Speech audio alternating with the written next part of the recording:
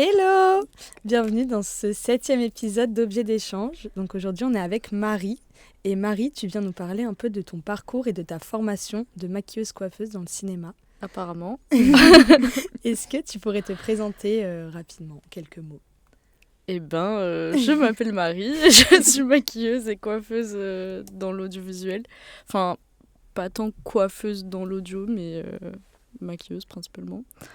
Et voilà, et je suis bientôt en freelance. Ouais, complètement.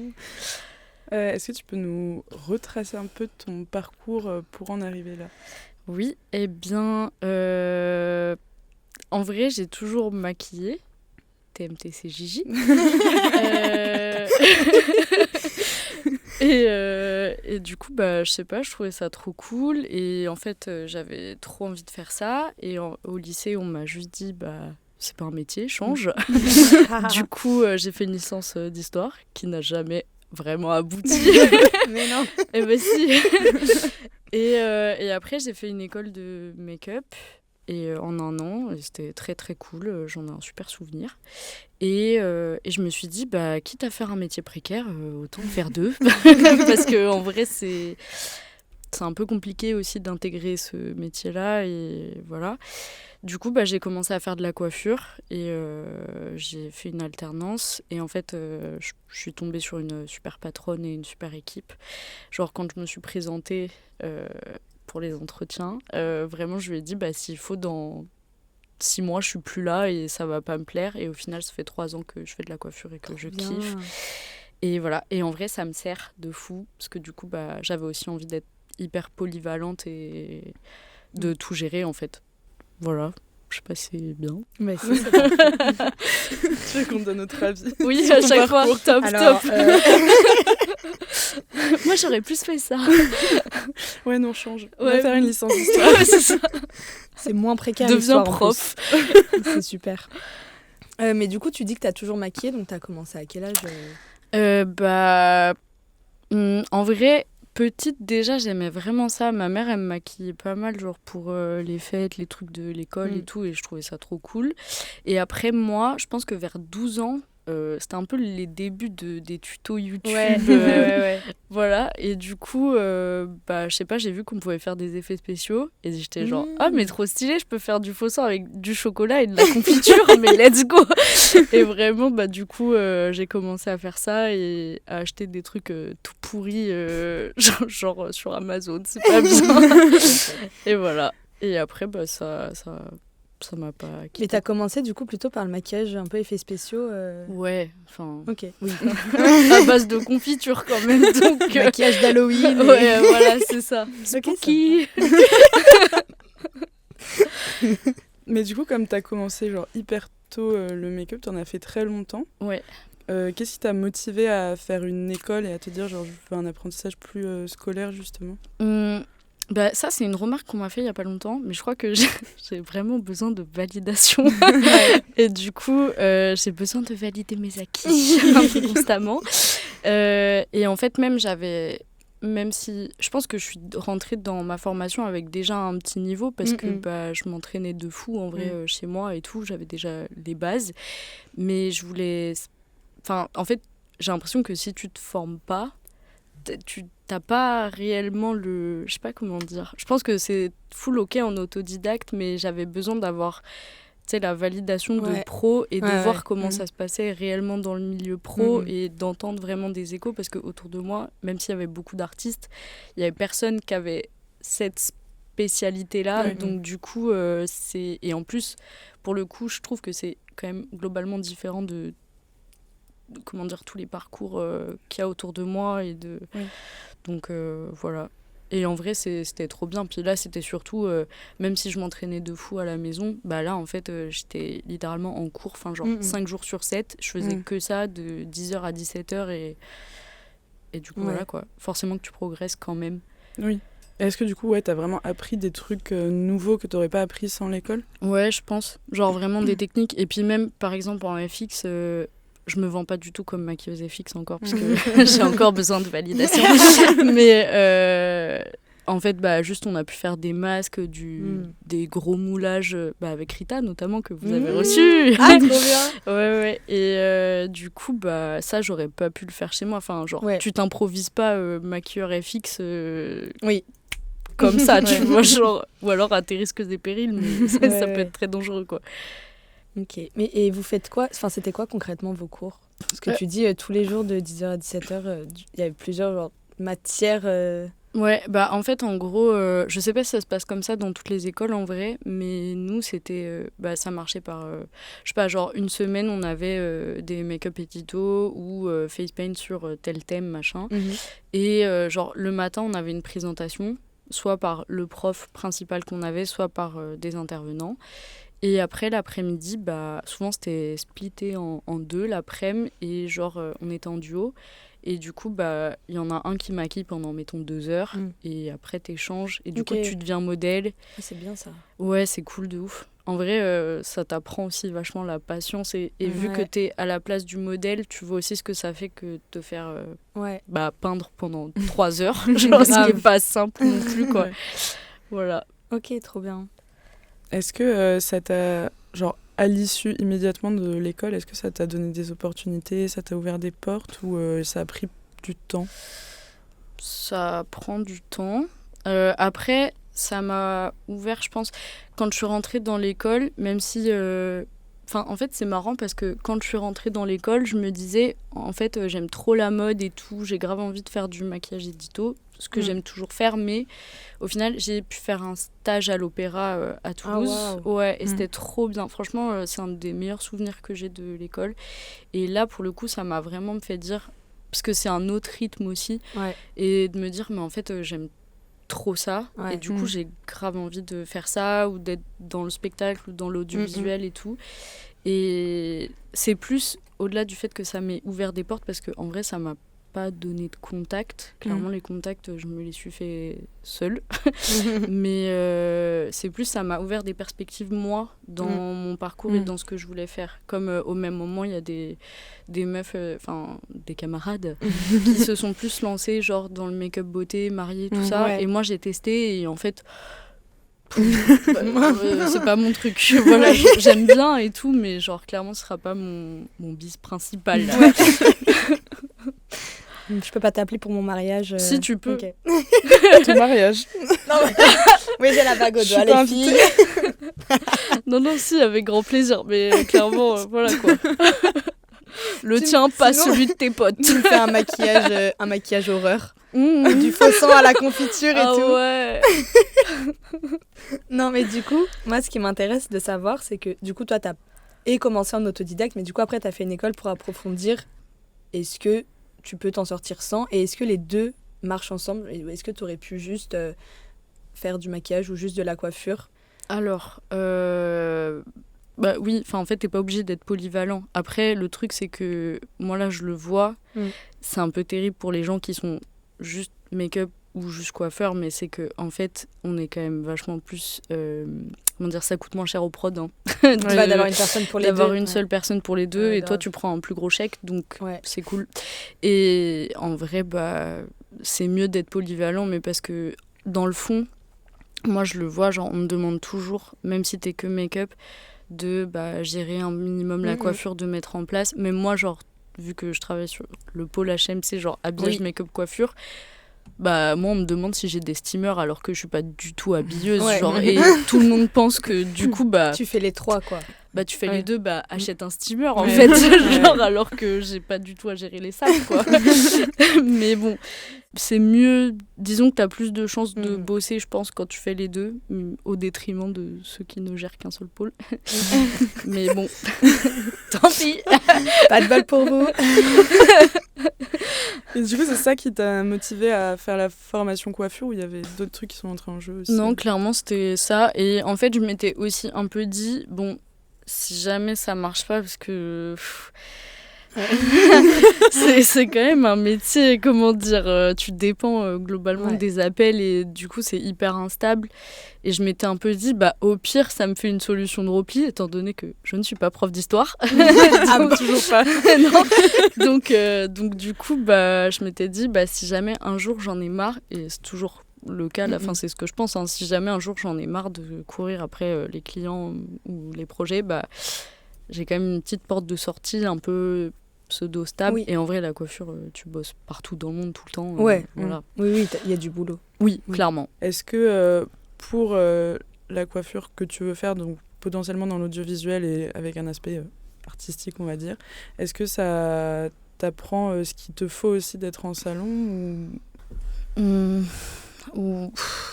Oui et non, parce que en vrai, en salon, c'est juste que tu apprends beaucoup de coupes et de la technique, genre des colos et tout. Et mine 2, c'est quand même un peu pratique parce que moi, ça m'est déjà arrivé de retoucher des coupes de perruques ou des trucs comme ça. Pas tout le temps, mais voilà.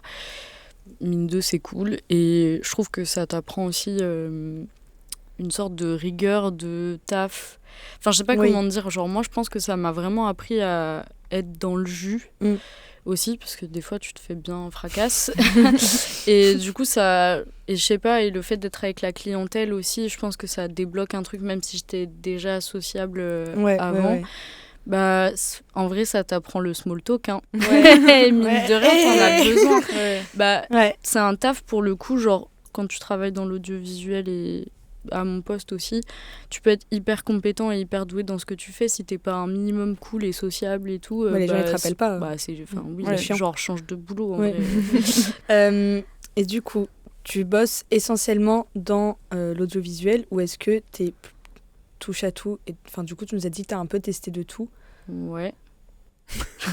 Fin de la question. Fin de la réponse. Du coup, je voulais savoir. T'as testé un peu de tout. Oui. T'as testé un peu de tout, mais du coup, t'as fini quand même. Tu t'es un peu prise d'attachement pour le cinéma et l'audiovisuel. Ouais, je suis vraiment tombée en amour. Avec le cinéma. Mais pourquoi ? C'est quoi qui te plaît particulièrement dans ce milieu-là ? Parce que pour le coup, je fais pas souvent. Les 3/4 des trucs que je fais, c'est un peu entre guillemets chiant. Je fais vraiment des maquillages plateaux. C'est pas du tout. Tu sais, tout le monde me dit trop stylé, t'as choisi une branche artistique. Pas tant. Et en fait, c'est plus, je sais pas, l'ambiance des tournages, le rythme aussi. Tu vois, parce que c'est hyper. Je sais pas, c'est trop bizarre. En vrai, c'est hyper saccadé. Genre, d'un coup, tu te prends un coup de speed, après, t'attends pendant 2 heures le temps qu'ils fassent des prises, mais en même temps, tu sais, c'est une attente qui est hyper active. Et ça, j'aime trop. Et j'aime bien le fait d'être confrontée aussi à plein de corps de métiers différents. Moi, je crois, au fur et à mesure de travailler dans l'audiovisuel aussi, ça m'a donné vraiment le goût pour le cinéma et tout. Et en fait, au fur et à mesure que je bossais là-dedans, vraiment, je suis pas cinéphile non plus, mais en vrai, si, hein. Tu vois. Tu peux le dire. Non, mais n'importe quoi, pour qui elle se prend. Je suis cinéphile. Est-ce que du coup, t'as quand même envie de, à côté, pouvoir toujours bosser dans la photo, dans le spectacle vivant, ou est-ce que tu sens que ça va vraiment se centraliser vers le ciné ? Non, moi je suis assez ouverte à tout. Non, en vrai, le spectacle, pour le coup, j'ai pas tant l'occasion d'y bosser, à part pour mon stage où j'ai pas eu l'occasion, mais en vrai, franchement, j'adorais. Parce que je pense que pareil, c'est trop intéressant. Et... surtout maquillage de scène, c'est encore autre chose. Quoi. Puis, c'est surtout, c'est un maquillage de près, c'est moche, mais tu vois, c'est fait pour être. Donc, je sais pas, c'est d'autres techniques aussi, c'est trop intéressant. Donc ça, j'aimerais vraiment bien. La photo, j'adore parce que, pareil, en vrai, c'est... Tu vois, faut que... Je sais pas comment dire, c'est d'autres matières que tu travailles, c'est d'autres façons de faire, c'est une autre énergie aussi. En vrai... moi, je suis assez ouverte. Voilà. Puis il y a peut-être plus en photo cette dimension... créative, de fou. Après, ça dépend des projets, tu vois. Oui. Genre là, on a fait un tournage avec Ethan, qui était réel par Iliana, Boss Lady. et en vrai, là, du coup, c'était hyper... je sais pas comment dire, genre... vraiment créatif sur tous les points de vue, tu vois. Genre, Perrine, on a une pote en commun qui est costumière et tout. Elle faisait des bagues avec des papillons morts. C'était trop stylé, en vrai, genre. Et moi, j'étais là à découper mes plumes pour faire des fossiles. Et elle collait des j'ai vu ces papillons photos morts sur des bagues. Et c'était super. C'est trop stylé.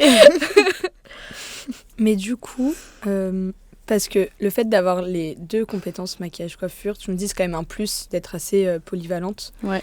Mais comment t'as fait pour mettre un pied dans le milieu de l'audiovisuel, mais aussi maquillage coiffure, puisque tu me disais c'est assez un peu bouché, Ouais. c'est assez difficile. Bah, j'ai de la chance de... Enfin, en fait, mes potes, ils font tous, quasi tous, du son ou des trucs comme ça. Et bah, Toulouse, petit village. Hein, donc, en fait, en vrai, tout le monde commence à vite se connaître. Et j'ai aussi eu un peu la chance que, autour de moi, il n'y avait personne qui avait cette spécialité-là, tu vois. Donc, en fait, on m'a vite appelée. Mais pour des trucs, franchement... genre tu vois, des tournages entre potes pas payés, je m'en fous, c'était trop stylé. Et en fait au fur et à mesure tout le monde grandit, tu vois, du coup tout le monde se professionnalise et tout, et c'est arrivé un peu comme ça, en vrai, pote de pote, et après tu fais un tournage et tu rencontres un prod et du coup blablabla et c'est comme ça que t'as fait ton réseau après En gros, globalement, ouais, hein. Franchement, que des potes de potes, et juste des potes qui slay. Qui ont des super projets. Ouais, et grave talentueux, et je sais pas, qui arrivent à bosser. Mais c'est en vrai, c'est aussi beaucoup de chance, quoi. Enfin, tu vois... Est-ce que cet aspect un peu groupe de potes et collectif, et vraiment tout le monde se connaît, ça compense le fait que les tournages et tout ce qui se passe dans l'audiovisuel, ça très centralisé à Paris, et du coup ça te permet d'avoir quand même pas mal de taf à Toulouse? Ouais. Oui, mais parce que aussi, je sais pas si ça a toujours été le cas, mais là j'ai l'impression que j'entends sur les tournages, là notamment, même quand je travaille avec des gens un peu plus âgés à Toulouse, qui me disent que là il y a une espèce d'effervescence aussi en ce moment qui est assez particulière. À Toulouse particulièrement? Dans les autres villes? Là, en tout cas, nous, à Toulouse, en ce moment, il se passe des trucs. Et je pense qu'aussi, il y a une école là d'audio. Tous les gens avec qui je bosse, ils sortent de l'ISPRA.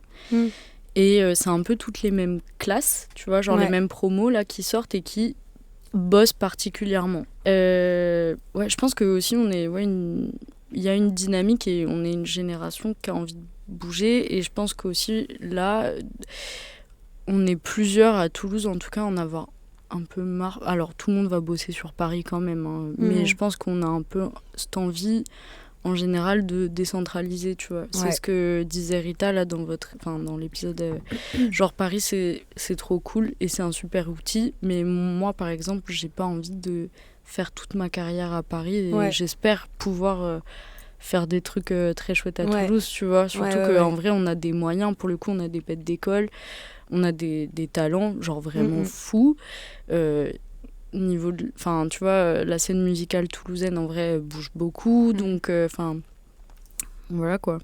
Mais ouais, en vrai tu tournes beaucoup. Genre vous avez quand même régulièrement des tournages, et en ce moment ouais, mais je sais pas si c'est parce que je vois ce que tu fais et que j'étais moins renseignée avant, mais j'ai l'impression que justement avec votre groupe de potes, et qu'on entend aussi beaucoup, de plus en plus parler. Après je sais pas si c'est moi et peut-être parce que c'est toi, parce que moi oui, mais disons que... moi, à titre personnel, je m'en fous. Non, c'est pas ça. Mais parce que, comme toi, vous vous connaissez avec Marie, tu connais aussi sûrement les gens avec qui elle bosse. Mais c'est juste que les projets sont quand même de plus en plus gros, avec de plus en plus de moyens et une portée de plus en plus grande, tu vois. Et ça veut dire que, par exemple, aussi, des artistes toulousains ne sont pas obligés d'aller chercher forcément ailleurs qu'à Toulouse pour tourner leurs projets, etc., quoi. Oui, tu vois, Ino, Casablanca, par exemple, ils tournent beaucoup avec Toxine. Bon, moi, j'ai jamais bossé avec ni l'un ni l'autre, mais du coup, les deux sont de Toulouse, même si maintenant ils sont à Paris. En vrai, j'ai l'impression qu'ils sont beaucoup avec des équipes toulousaines, tu vois. Ça, c'est bien. Hein. C'est trop cool. Genre...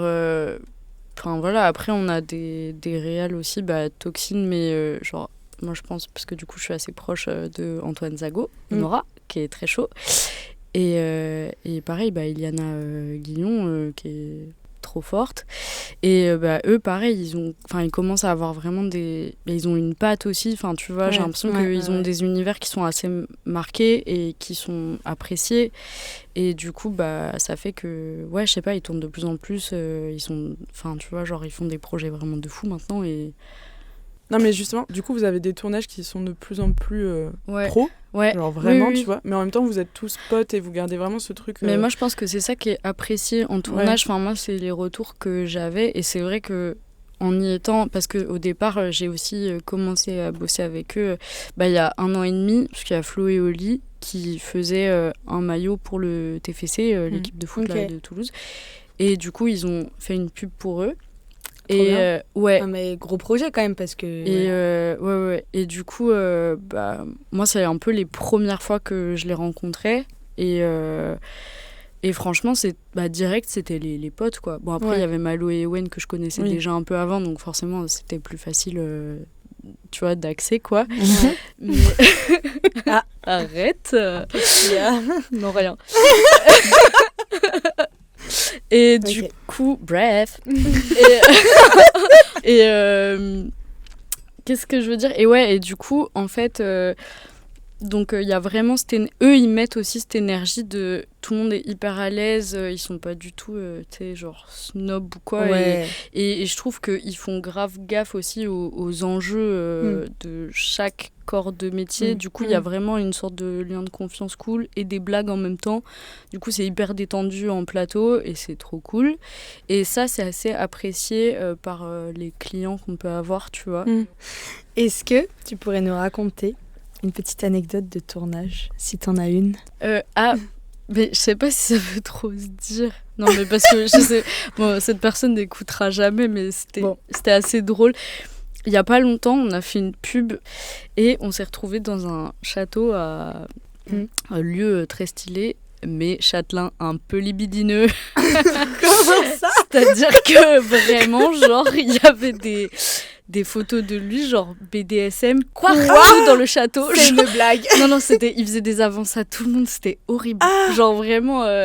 Mais en fait, je sais pas si c'est une super anecdote. Mais c'est juste choquant, en fait. Mais c'était... Ouais, vraiment, c'était choquant. Mais du coup... hyper drôle. Mais du coup, c'était drôle parce qu'on avait tous les casques avec les retours, tu vois. Et en fait, on se parlait tous entre nous sans que le mec entende. Et genre, vraiment, dès qu'il y avait quelqu'un qui était un peu seul avec lui, t'avais tout un groupe de gens qui arrivaient. Et c'est le mec qui tenait le château? Oui, et en fait, c'est compliqué parce que tu tournes chez lui, donc tu peux pas trop lui dire, non, frère... enlève tes photos. Juste vire ton god de la cuisine, s'il te plaît, t'en marre. Ouais. Donc, il y a le god dans le plan, genre. Non, mais... Pour la maïf, mais en plus, c'était un peu drôle parce que du coup, genre, les gens de l'équipe, ça faisait un peu rire tout le monde. Mais c'était que des rires nerveux tout le long, tu vois. Et genre, il y a des mecs de l'équipe juste qui déplaçaient le god à mettre des enfants dans la cuisine. Et du coup, on était là en mode, mais il était pas là, lui, il y a 15 minutes, là. Donc voilà, mais je sais pas si j'ai d'autres trucs à vous raconter, mais c'était un peu choquant. Je vous avoue, on était pas sur une journée entière. Ouais, alors le pire, c'est que moi, je suis arrivée que le jour J du tournage, mais il y a une partie de l'équipe qui était là avant. Ouais. Qui sont arrivés la veille, ont dû manger avec lui et tout. Et ça fait un peu scénario de film d'horreur en mode c'est lui le châtelain qui a fait la bouffe pour tout le monde. Et tout le monde était en mode... en fait, genre l'équipe de tournage qui arrive dans un château perdu dans la campagne, le mec qui fait à bouffer, qui te propose de dormir à côté de sa chambre. Et qui littéralement, genre les premières questions qu'il leur a posées, c'est en mode... Est-ce que vous avez joui aujourd'hui? Mais cash, mais genre horrible. Mais d'accord. Non, c'était horrible. Ah, mais il avait un petit problème, ce monsieur. Bah oui, enfin, oui. Oh là là. Ouais, horrible. Ah, c'est horrible. Ah, c'était horrible. Mais c'est horrible. En fait, il faut savoir composer de fou, du coup, avec les gens avec qui tu bosses, quoi. Et ouais, sinon, anecdote plus... Enfin, là, ça me vient, mais genre plus light. On a fait un tournage pour Flo et Oli pour un Solon 5. Donc, on était dans des studios à Provence Studio, là, à Martigues. Et il y a un moment, il y a une scène où genre, il y a beaucoup de bodybuilders. Ok. Et voilà, c'est un peu la vanne, tu vois. Genre des mecs beaucoup trop musclés. Oui. Et en fait, Antoine me dit... ce serait trop cool qu'il soit huilé. Moi, j'avais pas prévu l'huile, donc je vais voir la cuisine en gros et je leur dis ok, est-ce que je peux vous prendre une bouteille d'huile? Et en fait, genre, les bodybuilders, c'était vraiment des énormes princesses. Et du Ah coup, là là. ils me fuyaient. Il y a des... Genre, dans le making-of, tu les vois tous me fuir. Genre, moi, avec ma bouteille d'huile, en train de leur courir après, en mode, je vous en supplie.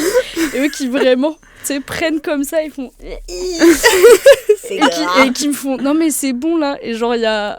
un des mecs, il avait tellement pas envie de se faire huiler que genre il s'est tué en mode il foutait des énormes patates dans des sacs de frappe genre juste pour transpirer sa mère Non mais pour éviter que je lui mette de l'huile dessus. ça y est, tu te laves Bah après. non mais enfin puis c'est surtout en vrai enfin t'as accepté enfin tu vois ça Oui, fait un peu t'acceptes partie oui, bah oui, c'est ton taf quoi. bah oui enfin sinon juste viens pas faire de la figure tu vois si t'as pas envie de... enfin bref Ah les princesses. ouais je te jure Ça et c'était là en avoir mode la mais... peau grasse. mais oui pour pas sentir l'huile d'olive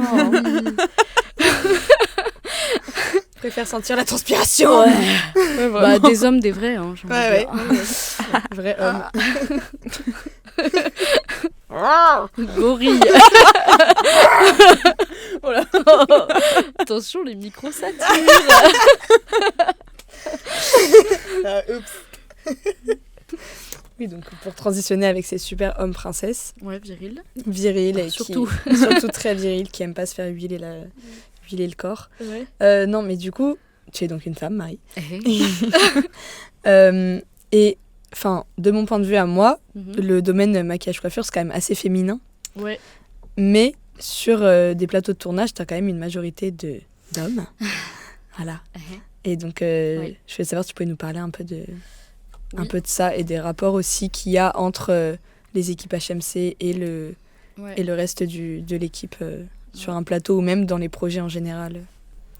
Vaste sujet. Oui, grosse question, mais ça en plus on en parle beaucoup avec les meufs en tournage parce que c'est vrai qu'on n'est pas beaucoup, enfin souvent t'as quand même un truc, c'est pas des vrais chiffres hein, du tout, mais genre globalement t'as 70 à 80% de mecs et 30 à 20% de femmes, ce qui est relativement peu. C'est un peu déséquilibré. Ouais, légèrement. Et puis c'est rare que t'aies des femmes à des postes très forts, alors de plus en plus maintenant, mais je pense que... Ça reste lent, et puis quoi. Littéralement on nous dit c'est genre on nous le dit tu vas devoir bosser plus de plus dur et voilà alors moi c'est différent parce que je fais quand même un métier de fille Marie maquillage des gens. voilà donc donc en vrai moi ça va en fait je suis moins impactée moi parce que même les garçons, ils s'y connaissent pas trop en maquillage. Du coup, ils sont un peu en mode ouais, c'est super, ou juste fais moins briller, ou quoi, tu vois. Donc, en fait, en vrai, ils donnent pas directement leurs avis, ou, tu vois. Mais c'est un peu compliqué, parce que aussi, souvent, moi, typiquement, je suis impactée dans le sens où, en fait, on pense très peu à mes temps de prépa, on considère pas tant, enfin tu vois le pôle HMC on nous considère un peu mais enfin si en vrai on est assez valorisé mais en même temps bon c'est pas grave tu vois genre quoi. Oui c'est pas ça qui prime à l'image alors qu'en vrai si. Voilà mais bon c'est pas pour rien qu'on n'a pas de catégorie au César et bientôt peut-être bah ça fait 30 ans qu'on dit ça voilà chaque année c'est un sujet il y a costume. Ah oui, mais maquillage, il n'y a pas maquillage. Pas maquillage coiffure. Non, alors qu'en France, je veux dire, on rayonne dans le monde. Bah oui. Non, mais littéralement, c'est des maquilleurs français qui sont récompensés aux Oscars, tu vois. Ouais. Et ça... bon, bah oui, mais autre débat. Mais voilà, et du coup, tout ça pour dire que j'ai fait quelques réals et quelques projets où c'était majoritairement des femmes et en fait c'était trop chouette, on en a grave parlé en plus après mais c'était vraiment un truc de les échanges ils sont plus doux en vrai c'est con mais du coup t'es plus dans un truc de t'es moins dans le stress je sais pas si ça se passe partout comme ça mais en tout cas nous c'était aussi ce truc de il y a de l'échange, il y a de la volonté de comprendre le rôle de chacune tu vois et de comprendre un peu les enjeux que chacune a dans son pôle et du coup ça fait que c'est fluide en fait et ça gueule pas et voilà quoi donc en fait moi j'avoue que j'ai un peu hâte aussi en tout cas sur des grosses prods d'avoir des équipes de plus en plus féminines. Oui, toi ce qui t'impacte c'est plus avoir genre une équipe remplie d'hommes Plutôt que vraiment dans les rapports et les discussions, c'est plus... Bah moi je trouve que c'est plus le de mood, femmes hein. quoi dans les équipes dans Ouais, les ouais. plateaux de tournage Clairement, hein, c'est le mood et des femmes à des postes forts, quoi. ouais. Tu vois, genre, il y a très peu de... Ça arrive de plus en plus, mais t'as très peu de chef-op féminines. Ouais, c'est ce que j'allais dire. Tu vois, et moi, je trouve que là, dans ce que je vois, il y a de plus en plus d'électro et tout, mais même en parlant avec des électro femmes qui viennent autant de Paris que Toulouse, que atteindre des postes forts, genre de leader dans ces rôles-là, c'est plus dur pour une femme quand même. Et tu vois, même si tu as de plus en plus de meufs dans ces métiers-là, bah, elles ont vraiment du mal à accéder. Genre, tu as très peu de chefs électro ou chefs femmes, quoi. Genre, Parce que tu portes des trucs lourds et tu travailles oui, avec alors qu'en fait, elles portent quand même... Enfin, tu vois, c'est juste qu'elles ont un poste moins fort, mais elles décident pas. Ouais. Mais globalement, elles portent des trucs aussi Oui, lourds, oui. voire des fois mieux, et c'est plus fluide et... Voilà, quoi. Bah Enfin, oui. tu vois, genre... Bon. Bah, en tout cas, déjà, enfin, après, il y a encore un truc qui est fou, c'est que tu notifies toujours. Hein, ouais, hein. des... Et puis, les grandes institutions aiment bien le dire, quoi. Ouais. Regardez, c'est une femme.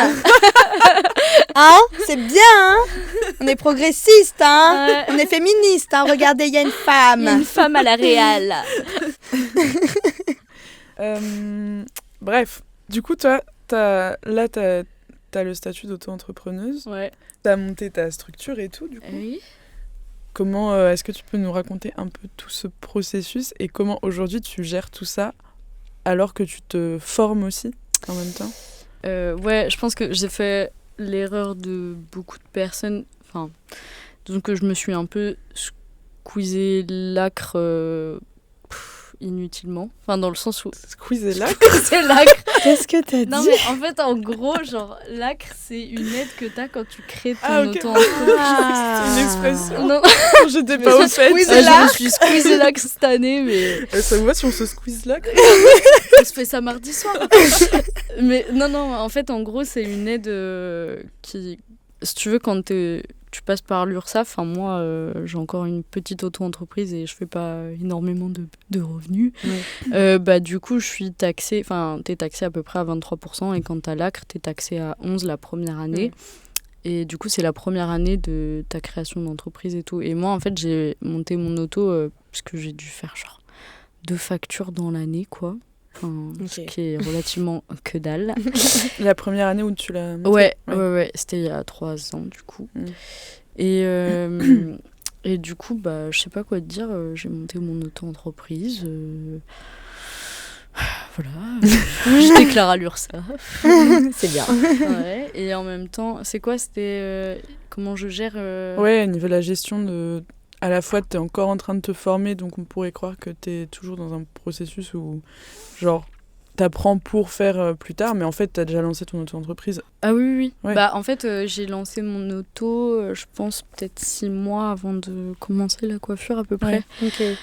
Mais parce qu'en fait, de base, la coiffure, en vrai de vrai, j'avais pas envie d'en faire. Surtout que j'étais pas très bonne là-dedans. Enfin, franchement, on avait des cours de coiffure un peu... Enfin, coiffure.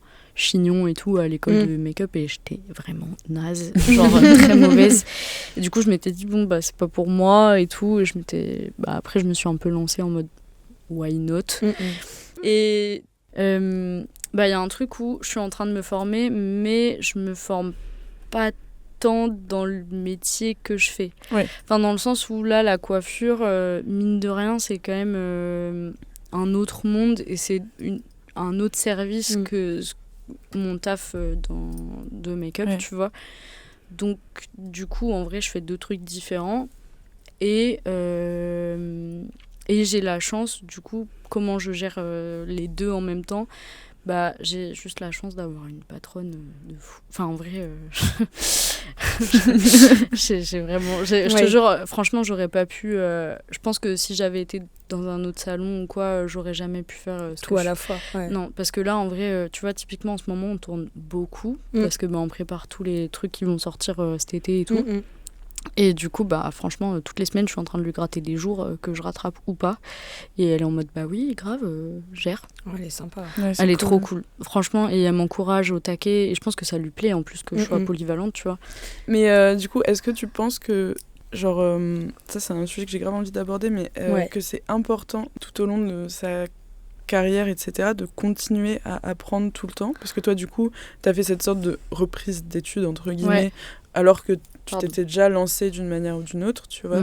Donc, est-ce que toi, tu te vois encore à l'avenir faire plein d'autres formations et genre, est-ce que tu trouves ça vraiment presque essentiel de continuer à se former, même si t'as déjà un pied dans le milieu, des revenus, tu vois. Ouais, de ouf. Bah oui. Bah même moi, c'est un peu un de mes projets là des prochaines années. Je kifferais bien justement me faire une vraie formation en FX, même si j'ai déjà fait un stage intensif, c'est important. Et même au-delà de tout ça, genre en vrai, je suis quand même dans un milieu où t'as tout le temps des nouveaux produits, des nouvelles techniques. Et c'est... Enfin, en fait, t'es obligé de te former au produit. Faut suivre, quoi. Genre, juste... Puis même pour toi, je sais pas, en vrai, si t'es pas curieux, encore une fois, c'est compliqué d'intégrer ces métiers-là si t'as aucune curiosité, tu vois. Et je trouve que c'est trop important, Oui, parce qu'il y a quand même un système de pensée où t'as...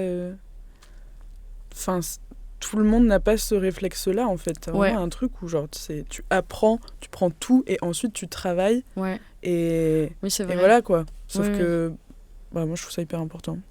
Mais c'est vrai qu'il y a plein de gens... mais après, moi, encore une fois, je pense qu'aussi, j'ai ce truc-là parce que... tu vois, moi, j'ai trop du mal à me vendre, genre, maquilleuse FX, alors que... j'ai fait une petite formation, mais c'est pas... tu vois ce que je veux dire, genre, j'ai l'impression vraiment un truc... C'est ça. Enfin, moi, je trouve, hein, tu vois, c'est tellement spécifique, tu vois, ou genre... Enfin, je sais pas.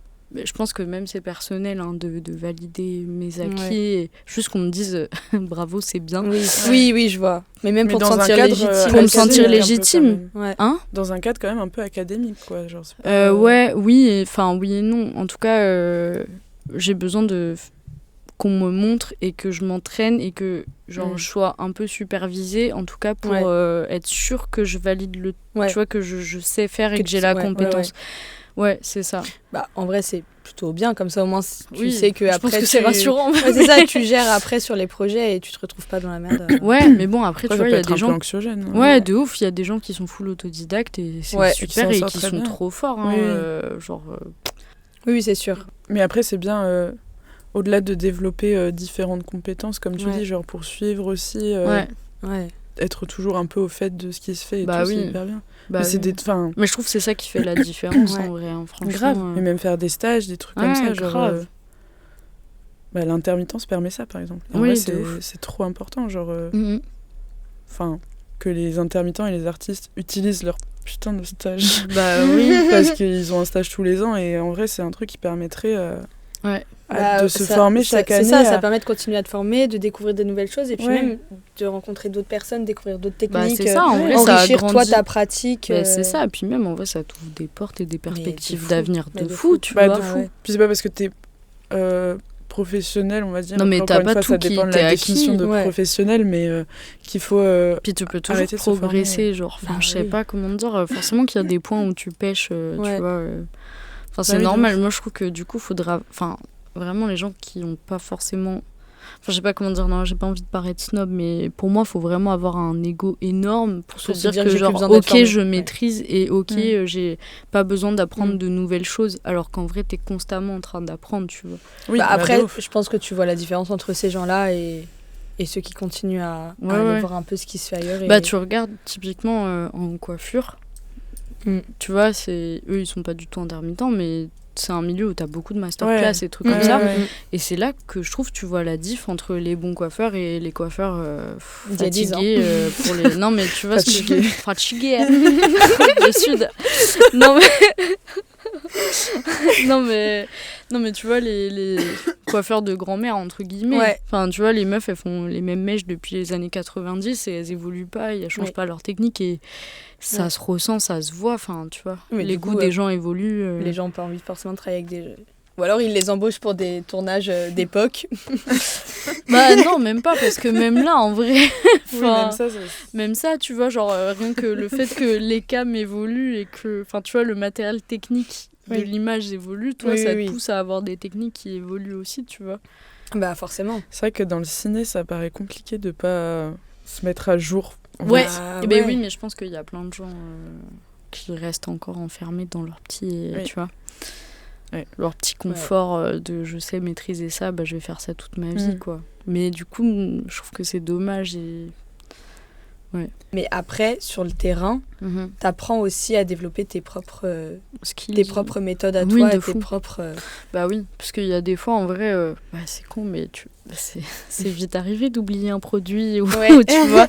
Oups. Ouais, et du coup, il faut que tu te réinventes ou que, tu vois, au dernier moment, on te demande un truc, genre, peu importe, tu vois, on te demande un effet sur la peau, ou, tu vois, qui n'était pas prévu, donc il faut que, voilà, quoi. Genre de l'huile. Genre de l'huile. Genre de l'huile. Voilà, bah, heureusement qu'il y avait un catering pas très loin quand même.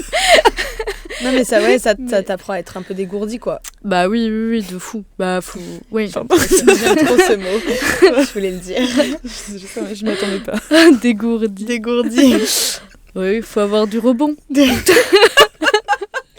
Non mais je pense que ça joue aussi. Enfin, ça fait la différence entre quelqu'un qui est hyper carré et qui applique tu sais, bah, à la lettre tout. bah, en vrai, c'est un métier d'adaptabilité aussi. Mm-mm. Mais c'est ça qui est trop bien, moi. C'est ça que je trouve hyper cool sur les tournages, tu vois. C'est que, genre, les moments où tu te foires, c'est ça qui fait que tu progresses en réalité. C'est les embûches sur le parcours qui te font progresser, quoi. Là, tu travailles beaucoup dans le milieu de la musique quand même, enfin en audiovisuel, mais est-ce que à l'avenir, t'aimerais bien faire de la fiction ? Bah ouais, j'adorais, mais j'ai pas le statut encore. En gros, Comment ça ? bah alors pour faire de la fiction, il faut que tu sois intermittent, en gros. Ah. Ouais. Enfin, en tout cas, ils embauchent très peu de gens sur facture. Et le fait est... Ça coûte trop cher ? Oui. Ouais. Enfin, je pense. Et puis, je crois que c'est aussi pour valoriser l'intermittence. Enfin, en vrai, je sais pas le pourquoi du comment, mais je sais que c'est comme ça que ça marche. Et du coup, bah, à Toulouse, c'est à la fois parce que, de un, j'adore la musique. Et de deux, parce que mon réseau, il vient aussi de là. Et parce que aussi, bah, juste, j'ai pas le choix. Enfin, tu vois, pas que j'ai pas envie. Moi, franchement, c'est un truc qui me... Pareil, c'est un peu un goal là des prochaines années. J'aimerais vraiment beaucoup partir en tournage, tu vois, que ce soit sur un court ou un long ou une série ou quoi. Mais le fait aussi, je pense, de ce truc de partir en tournage comme, bah, littéralement, tu pars en tournée. Oui. Ouais. Trop bien, Ouais, tu vois, trop cool. Genre là, le max que j'ai fait, c'était 4 jours d'affilée et j'ai adoré. Genre, ça aurait pu durer 3 semaines, 2 mois, j'aurais trop kiffé, quoi. Et voilà. Du coup, pour te créer un réseau, parce que du coup, tu passes et par les rencontres que tu as sur les tournages, etc. Mais je sais que tu as aussi un compte Insta pro où tu postes tes trucs. Ouais. Est-ce que tu utilises ça, les réseaux sociaux ? Est-ce que c'est plutôt un outil de travail ? Est-ce que c'est que du kiff ? Ou est-ce que vraiment ça te sert Je kiffe à mort. Insta, c'est que du kiff. Non, oui, vas-y, pardon.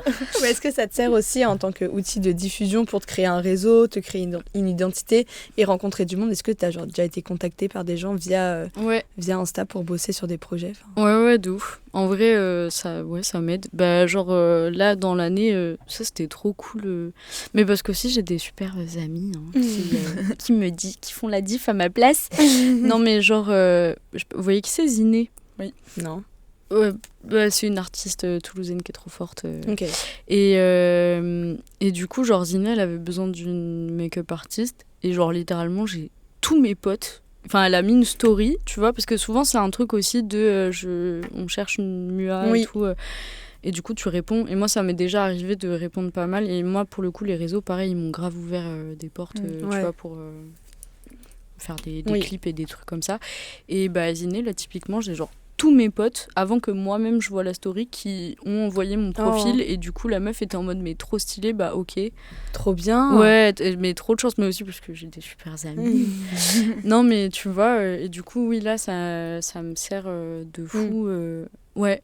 Franchement, Insta, dans nos tafs, c'est vraiment LinkedIn, quoi. Enfin, mais ça marche hyper bien. C'est une vitrine, en fait. Exactement. Ok. Est-ce que tu peux nous faire une petite reco culturelle ? Ah ouais, c'est vrai que j'ai pas du tout réfléchi à ça. Mais tant mieux. C'est le but. Qu'est-ce que je pourrais... Bah déjà, d'aller voir tous les profils des personnes que j'ai citées jusqu'ici, parce que c'est des gens très Grave. talentueux et tout. Tout à l'heure, je parlais de Ziné. Je trouve ça super, Ok. Ziné. C'est vraiment très cool. Et après, sinon, je sais pas, des trucs de girls, là. Si, j'écoutais beaucoup Bébé Trix cette année. Trop stylé, Bébé Trix. Ouais. Voilà. Très bien. Ouais. Tu connais? Non. C'est- Je c'est me disais bien aussi que Ouais, tu mais réagissais c'est vrai pas. que Bah, je parce que pense je connais pas. En vrai, de base, je sais pas si c'est trop ta vibe, mais je pense que tu pourrais adorer. Et je pense qu'on arrive à la fin du podcast. Du coup, merci beaucoup Marie d'être venue parler avec nous. C'était Merci hyper à vous. intéressant d'en apprendre plus sur ton parcours. Et n'hésitez pas à suivre Marie sur Insta. Elle s'appelle Exine et elle poste tout son taf trop beau et trop stylé. Et nous, on se retrouve très bientôt pour un nouvel épisode d'Objet d'échange. Merci. Merci.